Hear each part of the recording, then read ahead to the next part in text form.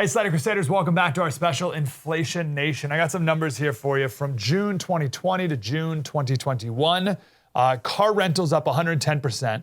That may be related to the pandemic more, but gas up 56%. Used cars and trucks up 30%.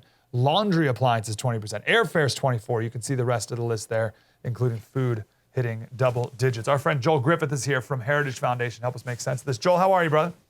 Hey, good. Thanks for having me today. So real quick, what is inflation? Give us the quick of it. How do you see it? How do you view it? Yeah, inflation is really an increase in the overall price level of goods and services across the economy. You might have specific items in a given month that fluctuate more than others, but when we talk about the inflation rate overall, we're talking about that general increase that we see in a given year on a range of goods and services. Okay, so let's talk about food. You tweeted the other day that food manufacturing costs in just 15 months have gone up 11.4%. The 9 years prior, it's only gone up 8.8%. Why? And what's to account for why certain things have a higher inflation than other products? Yeah, I think a lot of us have noticed that big increase in food prices, whether it's going shopping and we see our grocery bills significantly higher or going out to eat.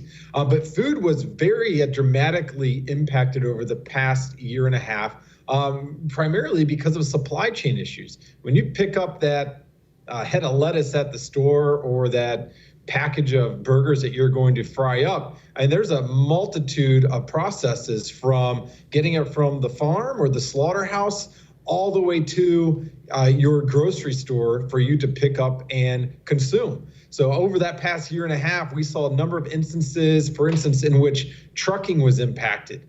Truckers were impacted, or you had situations with slaughterhouses or people working in close proximity, even in rural areas, that weren't able or weren't permitted to work as they normally would have. So all of that impacted those food costs. And then, of course, you have energy costs as well. Shipping those products from coast to coast or from overseas, well, that costs money.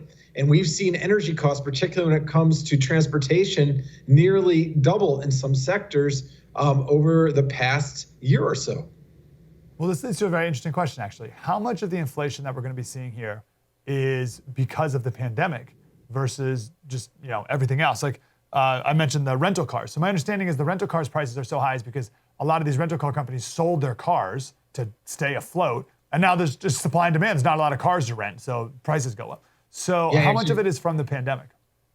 Yeah, and rental cars and used car prices in general, those have been seeing the biggest price increases of any major sector across the economy. And as you mentioned, we had a lot of rental car agencies that actually sold off their fleets. A lot of the travel industry was not expecting such a sharp rebound. I mean, the airline industry, for instance, might be having record travel this July 4th. Well, just 6 months ago, many of the experts were not anticipating we'd be anywhere close to a full recovery. So you had rental agencies sell off their vehicles, and now you have those rental agencies needing those vehicles back, and they're competing with those of us in the private sector trying to buy cars. And then you compound that with the fact that there's been a shortage of microchips. Well, microchips aren't just used in our computers, of course, they're used in our vehicles. So new vehicle costs have gone up. New vehicles are in short supply in many instances. And so that is putting more pressure on used car prices because more of us are finding it necessary to buy a used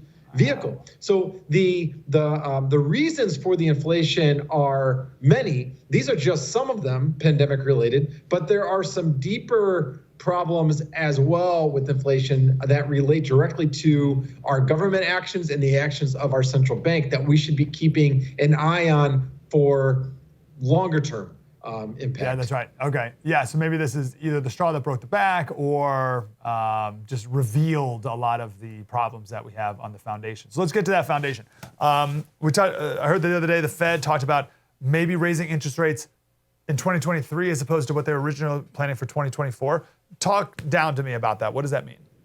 Yeah, well, our Federal Reserve issues the fiat currency, those dollars that we use in our everyday transactions and also in our big purchases. So the Federal Reserve does try to impact interest rates overall, but the Federal Reserve also prints prints the money, either digitally or in hard currency. Now, you may have noticed that over the past few years, for instance, when it comes to inflation, your home prices have increased dramatically. In fact, over the past year, we saw the median home price increase by well over 25% in a single year. And of course, some people are happy with their home equity increasing, but for those people that are looking to buy real estate, it's become prohibitive. Well, did that just happen? Well, no, the Federal Reserve actually has printed hundreds of billions of dollars, and they've used that to purchase mortgage-backed securities, the mortgage bonds. Well, what happens when you inject that money into the mortgage system? That means there's that much more money to lend and at lower rates. And we have seen people take advantage of that,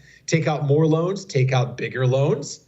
And we have seen home prices increase as a result. That is directly related to actions by our central bank. But most of us don't connect the dots. But this has a very real impact on our day-to-day lives, particularly when it comes to purchasing a home.